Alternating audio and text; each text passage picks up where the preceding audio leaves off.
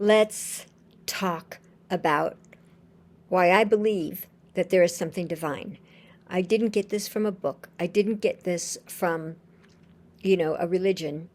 I got this from paying attention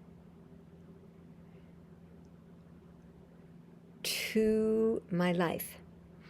Let's just take, for example, you have, before you're born, one sex cell from mom, one sex cell from dad. They come together. Each of those sex cells differentiate into trillions of other cells. Hair cells, skin cells, bone cells, muscle cells, nerve cells, ligament cells. I mean, it just goes on. Heart cells, liver cells, right? They differentiate. Did your mom and dad know how to do that? Probably not, unless they were, massively brilliant scientists way before their time. Did you know how to do that? Probably not. So that, to me, is an example of some organizing intelligence that I call divine, because to me it seems divine, that is taking care of you as you are going through your life. The other thing, I've had 2 or 3 near-death experiences, and I'll just share one of them.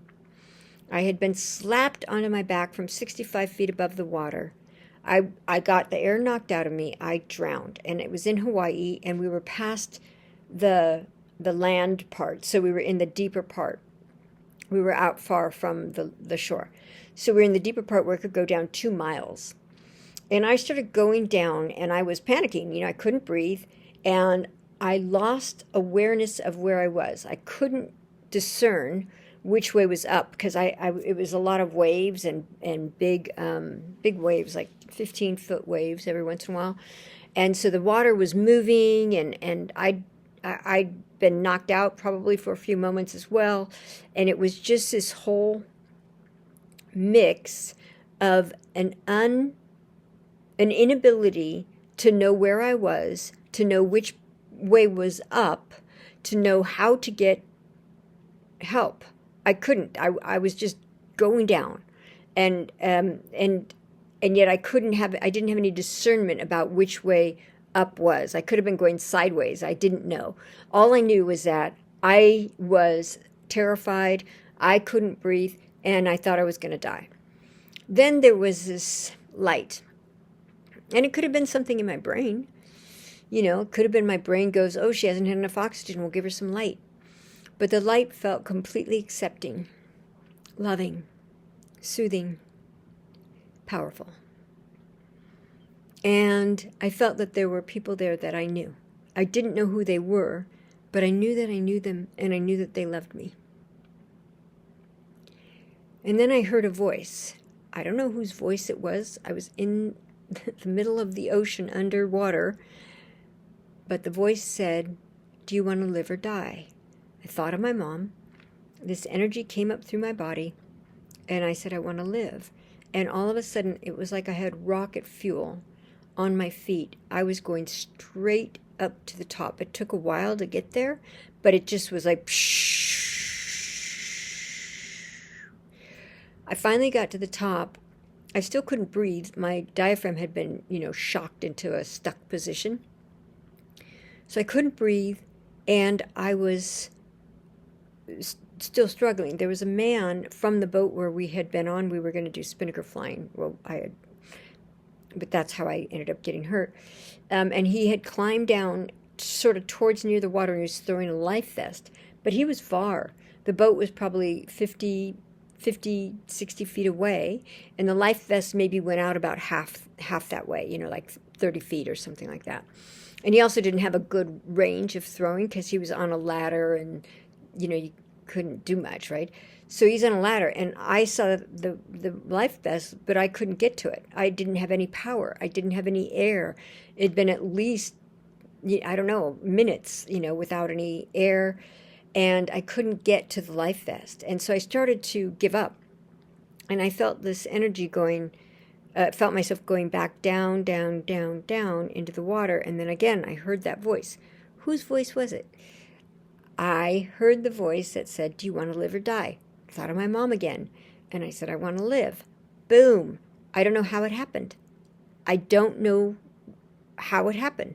But somehow I got to the life vest. And then the guy pulled me in, threw me over his shoulder, climbed up. It was a big boat. Climbed up to the top of the where the deck is. And then they had to pump my stomach. And then they had to give me mouth to mouth. And then I threw up because I guess I'd had a lot of water that I swallowed, ocean water. And then I took my first breath. It was probably 9-10 minutes without breathing. What is that voice? What is that voice that guided me and gave me the power? Even if that voice came from my own head, what was the power that got me up to the top of the water and then that got me to the life vest? Seemed divine to me. That energy that I saw, the light that I saw, it seemed divine. Maybe I'm wrong, but I don't think so. Because throughout my life, I have witnessed divinity in many, many ways. I've received information before it's going to happen. I know sometimes I've done what I didn't know was called remote viewing, but I've been in places in my mind, and then I arrive at that place, even though I had never seen it before and didn't know how I was going to be there. I've known when people have died, and they come to me and tell me salient, important things that will help their loved ones feel soothed and comforted. This has happened to me throughout my life. One time my friend's dad died. I was studying, actually, before I knew that he had died. I was studying next door, excuse me, in college. This is before that accident. I was studying in college, and I jumped up and I said, I have to call my friend. They said, you can use our phone. And I said, no, I got to go. And I ran up to my apartment, which is on the next duplex or whatever. And I ran there, and I ran into my room. There was no light on. I didn't turn the light on. I just picked up the phone, and I dialed her number. And she said, hello. I said, Teresa, what happened? And she said, my mom and dad got in a plane crash.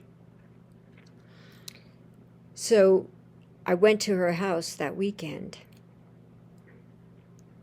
We were sitting in her room. Her dad had died. Her mom was in her room. Teresa still lived with her parents. And so Teresa and I were sitting in her room, and we were just talking about her dad and her mom and all that stuff, and then the whole thing. And then all of a sudden I said, do you smell that? And she said, yeah, it's chrysanthemums.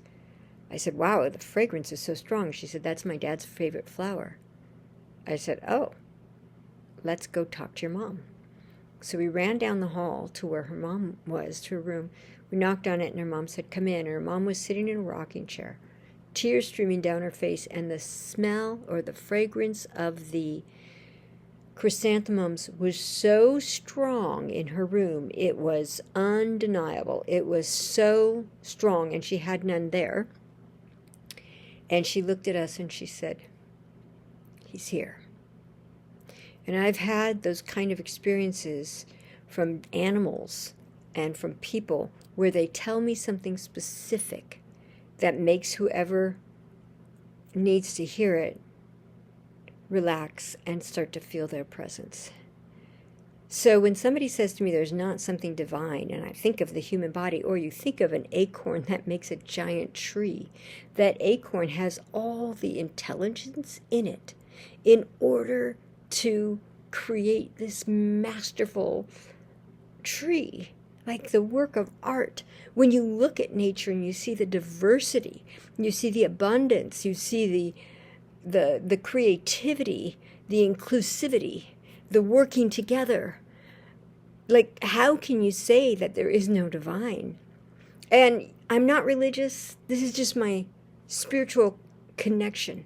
I've learned so much from nature, because nature is, to me, one of the best teachers.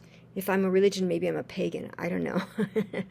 All I know is, to me, it feels like everything is divine. Even the fact in physics, when you're looking at like what Richard Feynman was talking about, he talked about the slit and the particle. You know, when you look through the slit, you can see a particle or a wave, right? If you're looking at that particle or that wave, it changes by your attention to it.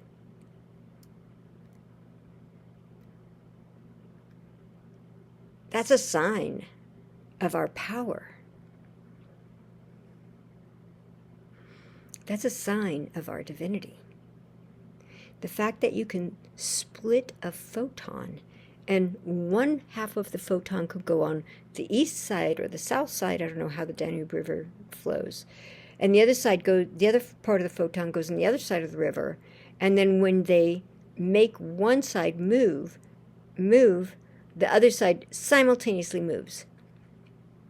Entanglement. We are all entangled in a beautiful ocean of love. There is so much divinity everywhere I look. One more thing. Plants are conscious. I talk to my plants, and they thrive. And I also have a little device. Maybe I'll do a video of that one time. But you put it in the soil, and then you attach it to a leaf with a little bit of water for conductivity. And the device reads the signal on the leaf and turns it into music.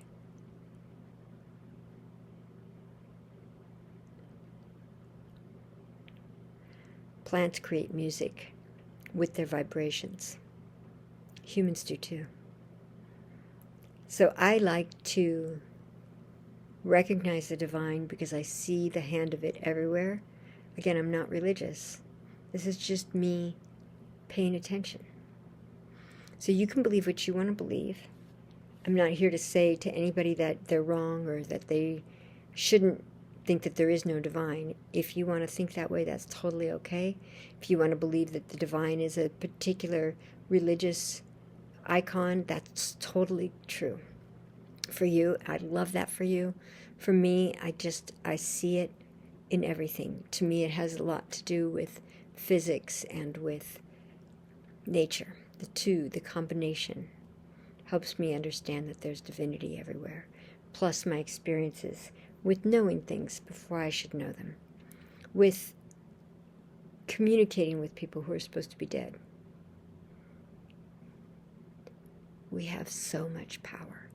Oh yeah, and I can bend spoons, and I've levitated in front of other people several times.